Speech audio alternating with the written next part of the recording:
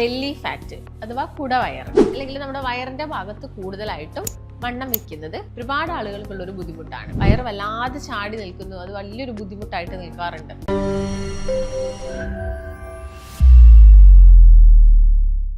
നമസ്കാരം, ഞാൻ ഡോക്ടർ ഭാഗ്യ, Q1B health കെയറിലെ Ayurveda ഡോക്ടറാണ്. ഒരുപാട് ആളുകൾക്കുള്ള ഒരു ബുദ്ധിമുട്ടാണ് ബെല്ലി ഫാറ്റ് അഥവാ കുടവയർ. പലരും പറയുന്നൊരു കാര്യം, ശരീരത്തിൻ്റെ മറ്റു ഭാഗങ്ങളിൽ തടി കുറവാണ്, പക്ഷെ വയറിൻ്റെ ഭാഗത്ത് നല്ല രീതിയിൽ തന്നെ ചാടി കിടക്കുന്നുണ്ട്.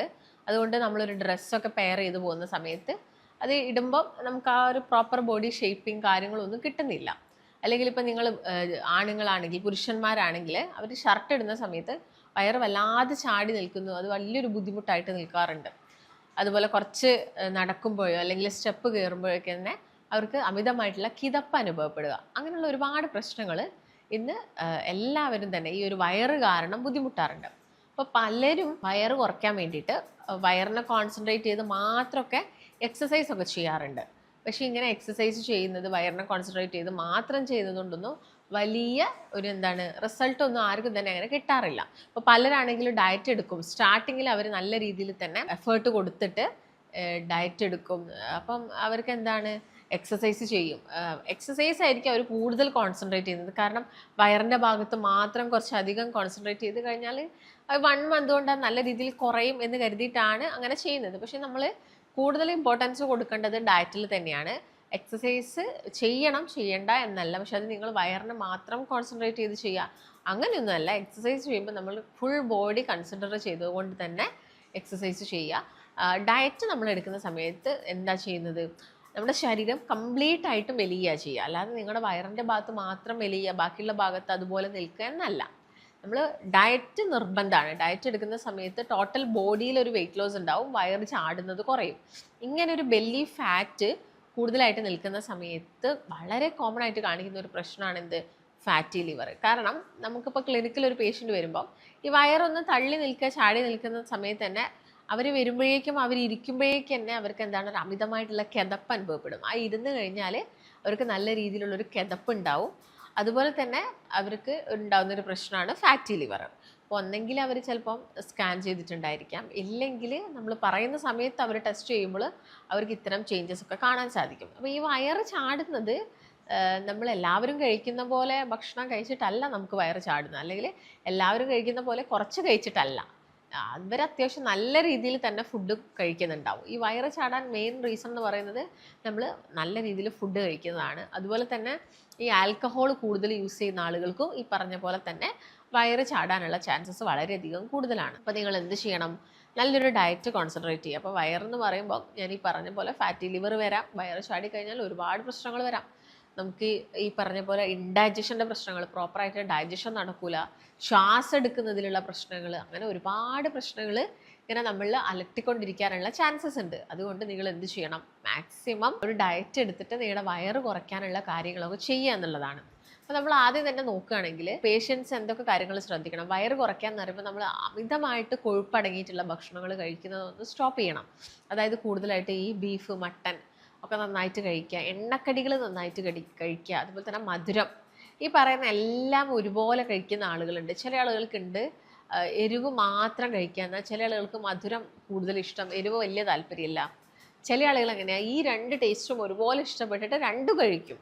എരിവുള്ളതും കഴിക്കും, മധുരമുള്ളതും കഴിക്കും, എണ്ണക്കടികളും കഴിക്കും, അങ്ങനെ എല്ലാം കഴിക്കുന്ന ആളുകളുണ്ട്. അപ്പം അവരെ സംബന്ധിച്ചിടത്തോളം ഈ വയറ് ഭയങ്കര രീതിയിൽ പെട്ടെന്ന് ചാടാനുള്ള ചാൻസസ് ഉണ്ട്. പിന്നെ നമ്മൾ നോക്കുകയാണെങ്കിൽ അധികം ഹൈറ്റ് ഇല്ലാത്ത ആൾക്കാരൊക്കെ ആണെങ്കിൽ അവർക്ക് കുറച്ച് വയറുണ്ടെങ്കിൽ തന്നെ അത് നന്നായിട്ട് മുൻപിലോട്ട് തള്ളി നിൽക്കാനുള്ള ചാൻസസ് ഉണ്ട്. അപ്പോൾ കുറച്ച് ഹൈറ്റ് കൂടുതലാണെങ്കിൽ അത്ര നിങ്ങൾക്ക് ഒരു വയറ് കൂടുതലായിട്ട് നിൽക്കില്ല. പക്ഷേ ഹൈറ്റ് കൂടുതലായിട്ടുള്ള ആളുകൾക്കും വയറ് വരാൻ കാരണം എന്താണ്, അവരത്രത്തോളം കഴിക്കുന്നതുകൊണ്ടാണ്. പിന്നെ അതിൻ്റെ കൂടെ തന്നെ വലിയൊരു റീസണാണ് മദ്യപാനം എന്ന് പറയുന്നത്. അപ്പോൾ സ്ത്രീകളിലൊക്കെ ആണെങ്കിൽ കൂടുതൽ ഈ വയറ് ചാടുന്നത് ഒരു ഡെലിവറി എല്ലാം കഴിഞ്ഞതിന് ശേഷമാണ്. മിക്ക സമയങ്ങളിലും അങ്ങനെ തന്നെയാണ്. അല്ലെങ്കിൽ ഓവർ വെയിറ്റ് ഉള്ള ആളുകളിൽ വയറുണ്ടായിരിക്കാം. അല്ലാത്ത സ്ത്രീകൾ നോക്കുകയാണെങ്കിൽ ഒന്ന് പ്രസവിച്ചതിന് ശേഷം നമുക്ക് നല്ല ചേഞ്ചസ് പലരിലും കാണാം. പക്ഷേ ചില ആളുകളിൽ ബോഡിയിൽ വലിയ വണ്ണമൊന്നും വെക്കണം എന്നില്ല, പക്ഷെ വയറ് നല്ല രീതിയിൽ ചാടും. അപ്പം അവർക്ക് ഈ പറഞ്ഞ പോലെ ഡെലിവറി എല്ലാം കഴിയുന്ന സമയത്ത് ഭയങ്കര ഒരു ടെൻഷൻ, വിഷമം എന്നൊക്കെ പറയുന്നത് ഈ വയറിങ്ങനെ വന്ന് ചാടിക്കിടക്കുക അല്ലെങ്കിൽ തൂങ്ങിക്കിടക്കുക എന്ന് പറയുന്ന ഒരു സാഹചര്യത്തിലാണ്. അപ്പം നമുക്കിതൊക്കെ കുറയ്ക്കണമെങ്കിൽ എന്ത് വേണം, നല്ലൊരു ഡയറ്റ് എടുക്കണം, ഫുഡിനകത്ത് ഒരുപാട് കാര്യങ്ങൾ ശ്രദ്ധിക്കേണ്ടതുണ്ട്. അപ്പോൾ ഞാൻ പറഞ്ഞു പഞ്ചസാര ഒഴിവാക്കുക തന്നെ ചെയ്യണം. 1 മന്ത് നിങ്ങൾ ഇത് കംപ്ലീറ്റ് ആയിട്ട് ഒഴിവാക്കി കഴിഞ്ഞാൽ ഒരുപാട് ചേഞ്ചസ് ആ ബോഡിയിൽ സംഭവിക്കാൻ പോകുന്നത്. ഒരു മാസം നിങ്ങൾ പഞ്ചസാര കംപ്ലീറ്റ് ഒഴിവാക്കി കഴിഞ്ഞാൽ അവിടെ നിങ്ങളുടെ ബോഡിയിൽ കോശങ്ങൾക്കൊക്കെ ഉണ്ടാകുന്ന ഡാമേജുകൾ നമുക്ക് ക്ലിയർ ചെയ്യാൻ പറ്റും. അതുകൊണ്ട് നല്ല രീതിയിൽ തന്നെ നിങ്ങൾ എന്ത് ചെയ്യണം, ഈ അമിതമായിട്ടും മധുരം വരുന്ന കാര്യങ്ങളൊക്കെ ഒന്ന് കുറയ്ക്കുക. അതുപോലെ തന്നെ കൂടുതലായിട്ടും അരിയാഹാരം കഴിക്കുന്നത്, അരിയാഹാരം കൂടുതലായിട്ട് കഴിക്കുന്ന സ്വഭാവം ഉണ്ടെങ്കിൽ അതും ഒന്ന് കുറച്ചുകൊണ്ട് വരാൻ നോക്കുക. പിന്നെ ഈ തേന്, അതുപോലെ തന്നെ ഷേക്ക് ഒരുപാട് കുടിക്കുക, ഇടയ്ക്കിടയ്ക്ക് ഷേക്ക് അടിച്ച് കുടിക്കുക, അതൊക്കെ തന്നെ വലിയ പ്രശ്നങ്ങൾ ഉണ്ടാക്കും. അപ്പോൾ അതൊക്കെ ശ്രദ്ധിച്ചിട്ട് കൃത്യമായിട്ട് നിങ്ങൾ ഫുഡ് കൺട്രോൾ ചെയ്ത് കഴിഞ്ഞാൽ നമുക്ക് നല്ല രീതിയിൽ തന്നെ വെയിറ്റ് റിഡക്ഷൻ ഉണ്ടാവും. നിങ്ങൾക്ക് പെട്ടെന്ന് തന്നെ ഫാറ്റ് കുറയുന്നതൊക്കെ കാണാനും സാധിക്കുന്നതാണ്. അപ്പോൾ ഈ കാര്യങ്ങൾ നിങ്ങൾ പ്രധാനമായിട്ട് ശ്രദ്ധിക്കണം. അതിൻ്റെ കൂടെ തന്നെ നിങ്ങൾ എന്ത് ചെയ്യണം, എക്സസൈസ് ചെയ്യുക. അപ്പം നമുക്ക് എക്സസൈസിൽ പല രീതിയിലുള്ള എക്സസൈസുകളുണ്ട്.